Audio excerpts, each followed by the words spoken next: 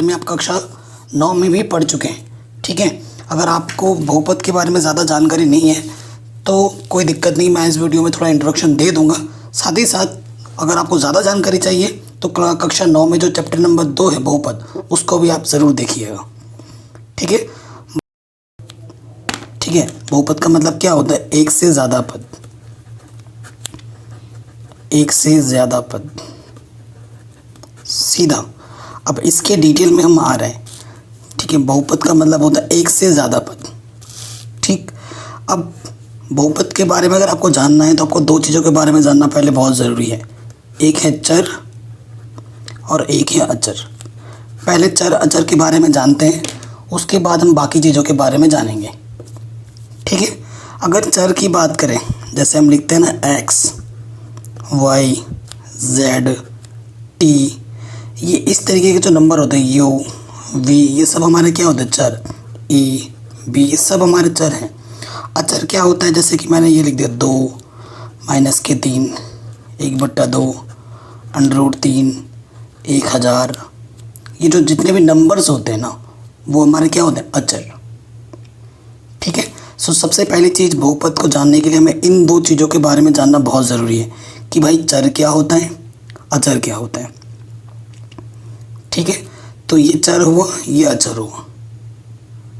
आपको पता चल गया चर अचर क्या होता है। अब आते हैं बहुपद जानने के लिए सबसे मेन चीज़, पहली चीज़ हमारे पास आती है, वो होती है बीजीय व्यंजक। क्या होता है? बीजीय व्यंजक। देखो, डायरेक्ट प्रश्नावली पे नहीं आ रहे हम। अगर चीज़ों को आप सीखोगे नहीं तो चीज़ों का रट के क्या फ़ायदा? गणित का अगर आप रटने लग गए तो बाकी सब्जेक्ट में और गणित में क्या फ़र्क होगा? चीज़ों को हमें समझना है, रटना नहीं है। क्वेश्चन को रटना नहीं है। अगर आपका कॉन्सेप्ट स्ट्रांग हो जाएगा, आगे चल के कभी आप भी बच्चों को पढ़ाओगे, छोटे भाई बहनों को पढ़ाओगे, तो आप रट के पढ़ाओगे क्या? अगर वो आपसे क्रॉस क्वेश्चन पूछेगा तो आप तो बता नहीं पाओगे। ठीक है ना, तो सबसे पहले जानते हैं हम बीजीय व्यंजक क्या होता है।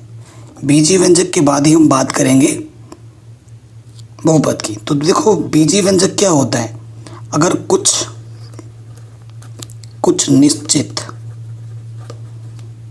कुछ निश्चित हम चर लें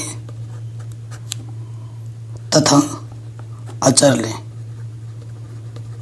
अचर राशियों, कुछ निश्चित चर तथा अचर राशियों के योग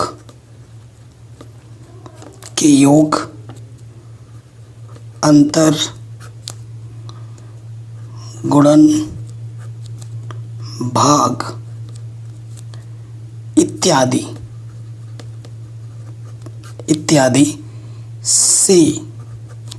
के संयोग से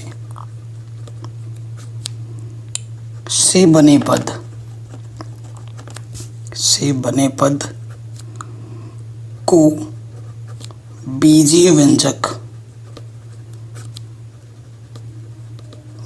व्यंजक कहा जाता है या कहते हैं।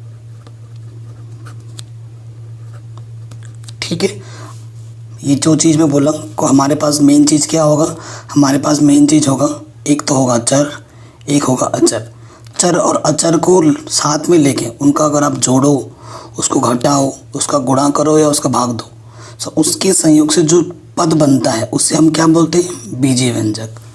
अगर मैं आपको उदाहरण दूं, एग्जाम्पल दूं, ठीक है, एग्जाम्पल दूं, जैसे मैंने एक अचर ले लिया 2 और एक चर ले लिया मैंने x², तो 2x², ये एक हमारा बीजीय व्यंजक है।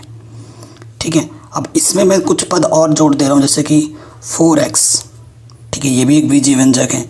और एक मैं लिखता हूँ जैसे कि √x + 7y, ये भी एक बीजीय व्यंजक है। ठीक है, जैसे कि मैंने ये लिख दिया 3x, ये लिख दिया मैंने 7y, ये सब हमारे बीजीय व्यंजक हैं। ठीक है, पदों को जोड़ रहे हैं, इससे प्लस लिखा, कुछ घटा भी दो, जैसे कि 7x - के 3y। ठीक है, तो जोड़ घटाना गुणा भाग कुछ भी हो सकता है, तो ये हमारा बीजीय व्यंजक है, ये सभी। अब हर एक बीजीय व्यंजक बहुपद होगा ये ज़रूरी नहीं है। ठीक है, हर एक बीजीय व्यंजक बहुपद होगा ये ज़रूरी नहीं है, यह आवश्यक नहीं है कि हर एक बीजीय व्यंजक बहुपद होगा। बहुपद होने के लिए कुछ नियम कानून है। बहुपद, आप बहुपद किसे बोलोगे? ठीक है, जो मैं आपको पढ़ा रहा हूँ प्लीज़ इसका नोट बना लेना। बहुपद किसे कहोगे आप? व्हाट इज़ बहुपद? तो ऐसे लिखना आप, ऐसे ऐसे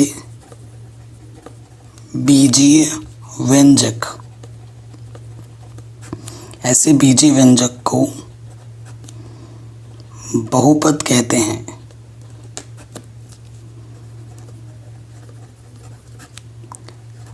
जिसमें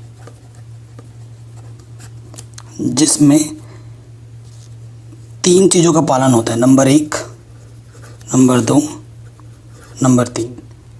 ठीक है, पहली चीज़ क्या है? आप बोलोगे सर पहली चीज़ क्या है?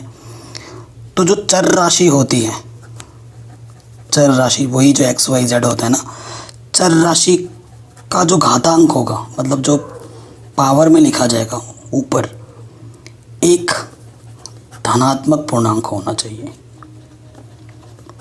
पूर्णांक के बारे में जानते हैं ना, तो पूर्णांक अगर बात इसने की है धनात्मक पूर्णांक, यानी कि प्राकृतिक संख्या होनी चाहिए, धनात्मक पूर्णांक हो। पहली कंडीशन तो है कि जो भी आप चर लेंगे उसकी जो घात में होगी वो धनात्मक में होनी चाहिए। ठीक है, और पदों की संख्या निश्चित हो।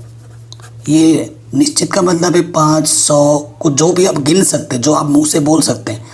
अगर बहुपद को डॉट डॉट करके छोड़ा जाता है तो वो बहुपद नहीं होगा। पदों की संख्या उसमें निश्चित होनी चाहिए, पदों की संख्या निश्चित हो।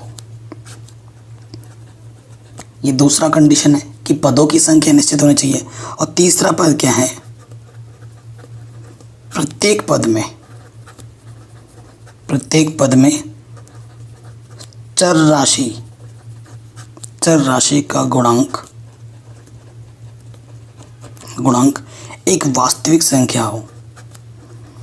आप वास्तविक संख्या अभी चैप्टर नंबर 1 में पढ़ के आए हैं डिटेल में। ठीक है, आप वैसे जो आप पढ़ रहे हैं ना कक्षा 10 में, वो सभी की सभी वास्तविक संख्या के बारे में ही पढ़ रहे हैं। अभी आपको काल्पनिक संख्याओं के बारे में कोई भी ज्ञान नहीं है, तो ये ज़्यादा मैटर नहीं करेगा आपके लिए अभी फ़िलहाल के लिए। अगर मैं आपके लिए काल्पनिक संख्या बोलूँ, जैसे कि मैं लिख दूँ ये -2 में, तो ये काल्पनिक संख्या है। ठीक है, इसका हल संभव नहीं है, लेकिन कक्षा 11 में इसका हल संभव है गणित में। ठीक है, काल्पनिक संख्या है।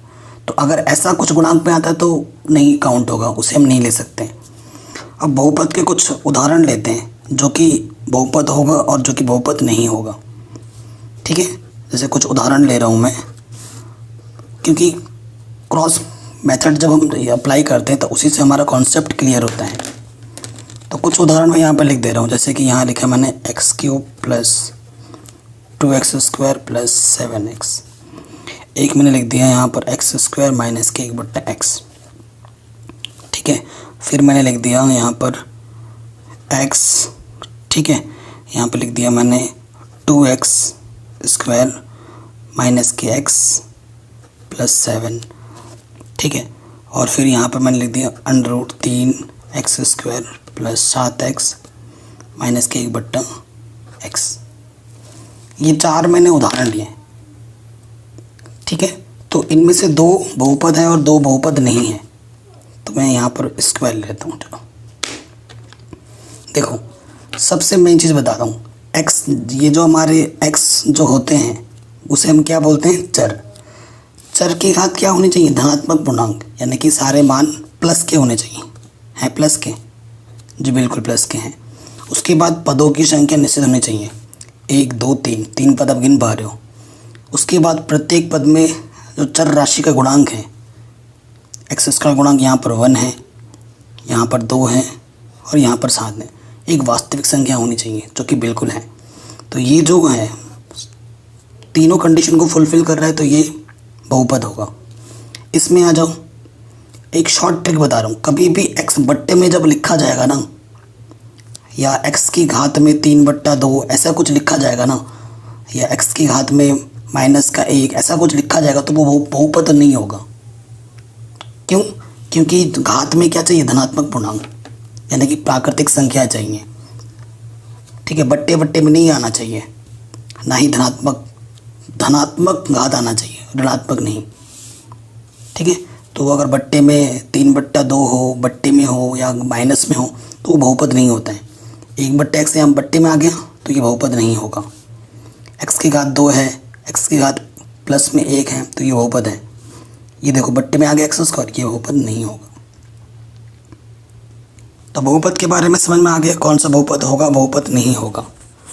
अब बहुपद के प्रकार के बारे में जानते हैं। नेक्स्ट टॉपिक हम क्या पढ़ेंगे, बहुपद के प्रकार।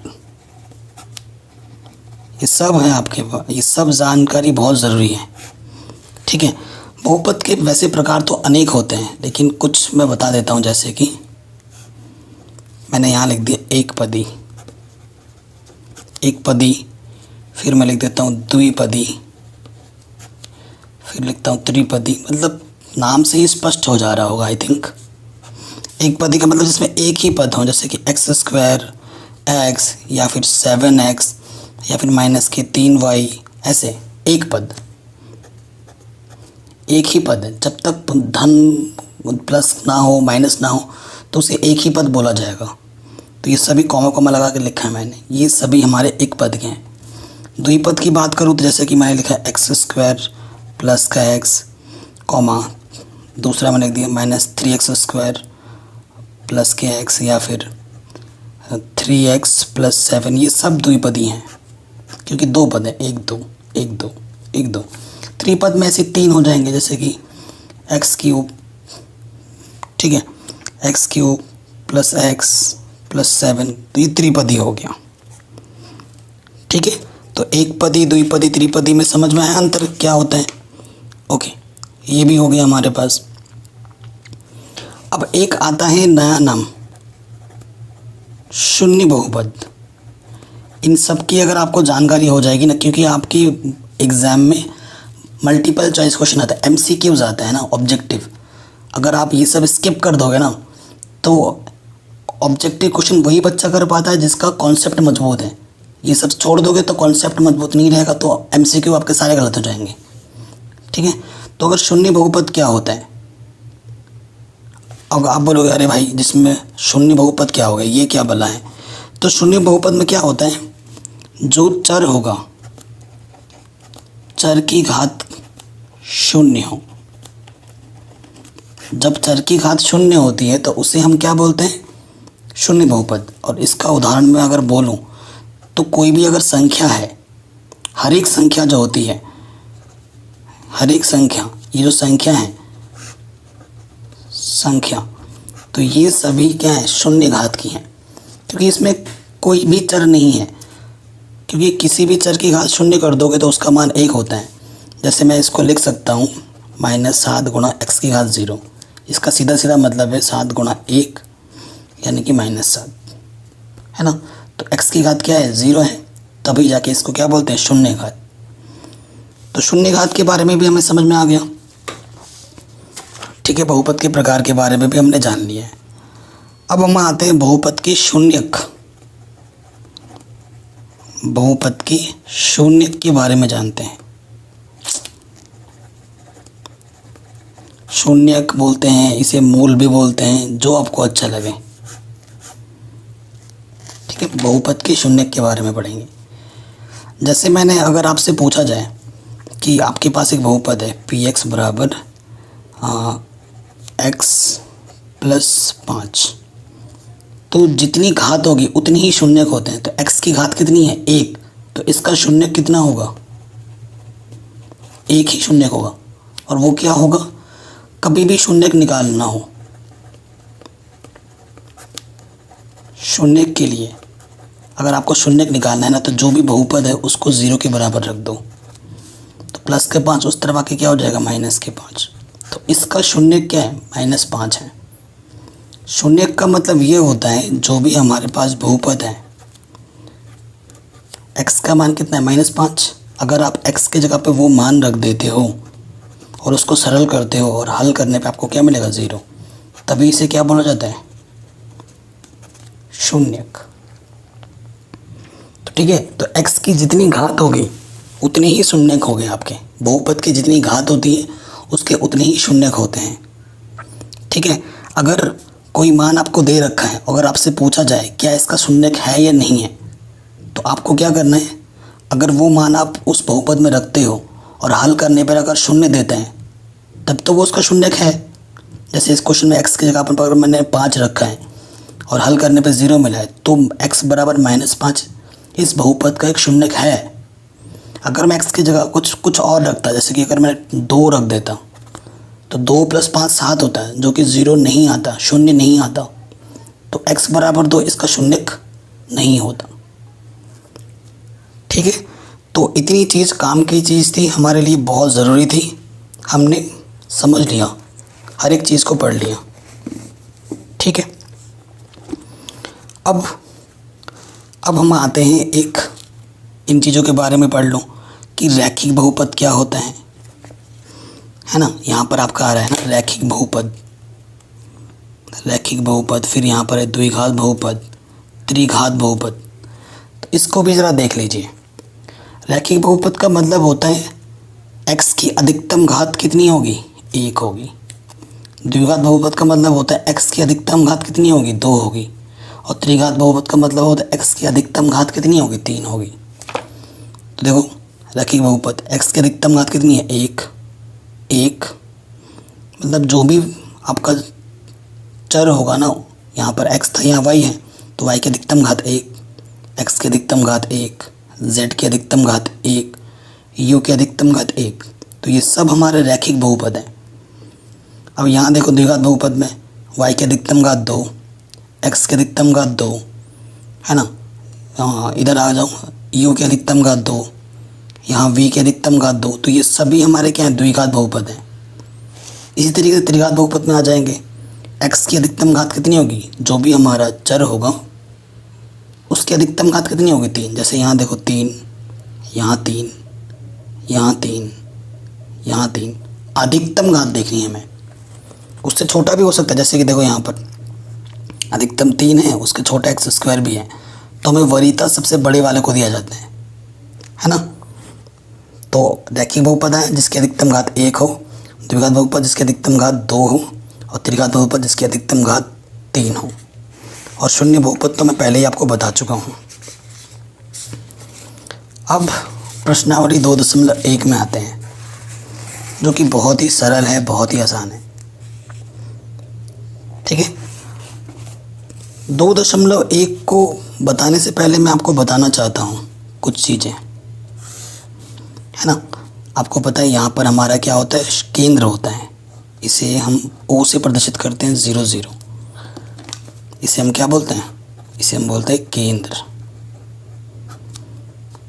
केंद्र बोलते हैं। और ये जो है हमारा, ये हमारा फर्श है और ये हमारा दीवार है, एकदम सीधा खड़ा होता है और इनके बीच में 90 अंश का कोण बनता है, हर में लंबवत होता है ये।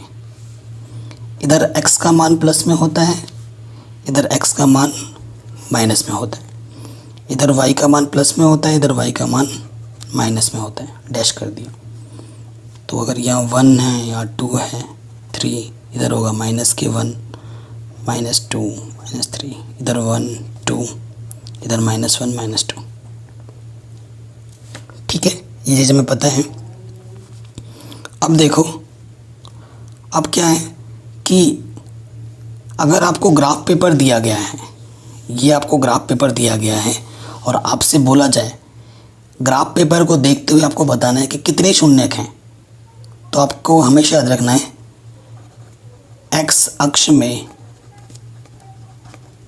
जितने कट बिंदु मिलेंगे, आम भाषा में बोल रहा हूँ, जितने कट बिंदु मिलेंगे वह उतना ही शून्यक देगा। अब जो चीज़ मैंने आपको बोली है हमेशा ध्यान रखना है, x अक्ष में जितने कट बिंदु देंगे उतना ही हमारा शून्यक होगा। अगर x अक्ष में कोई कट बिंदु नहीं आ रहा तो उतने शून्यक हमारे नहीं होंगे। अब गौर से देखिएगा पहले चित्र को, ये हमारा x एक्सिस है, x अक्ष है, तो यहाँ पर कोई कट बिंदु मिल रहा है, मतलब कोई कटान बिंदु मिला यहाँ पर नहीं मिला। y एक्सिस पे मिल रहा है, लेकिन y से मेरे को कोई लेना देना नहीं है, मेरे को लेना देना बस x से है। तो x में कोई भी कटान बिंदु नहीं है, तो इसमें कितने शून्यक हैं, 0। फिर ये देखो इधर आया, यहाँ पे कट मिला एक्स में, एक ही कटान बिंदु मिला, तो इसमें कितने शून्य हैं? एक। अब इधर आ जाओ, इस पे कितने कट बिंदु मिले एक्सिस पे? 1 2 3। ठीक है, तो 3 शून्य हैं। यहाँ जाओ इस चित्र में, ये एक्स, इसमें कितने कट मिले देखो, 1 2, 2 शून्य हैं। इसमें आ जाओ 1 2 3 4, तो इसमें 4 शून्य हैं। इसमें आ जाओ 1, यहाँ 2, यहाँ 3, तो इसमें कितने शून्य हैं? 3। ठीक है, तो ग्राफ पेपर देख के भी हमने शून्य का ज्ञात आराम से कर ली, कोई भी परेशानी नहीं हुई हमें। तो इस तरह के प्रश्न आपसे पूछे जा सकते हैं एग्ज़ाम में। ठीक है, सो जो 2.1 प्रश्नावली है उसे हमने बड़ी आसानी के साथ कर लिए हैं। ठीक है, कोई भी दिक्कत हमें नहीं हुई है। 2.1 ख़त्म।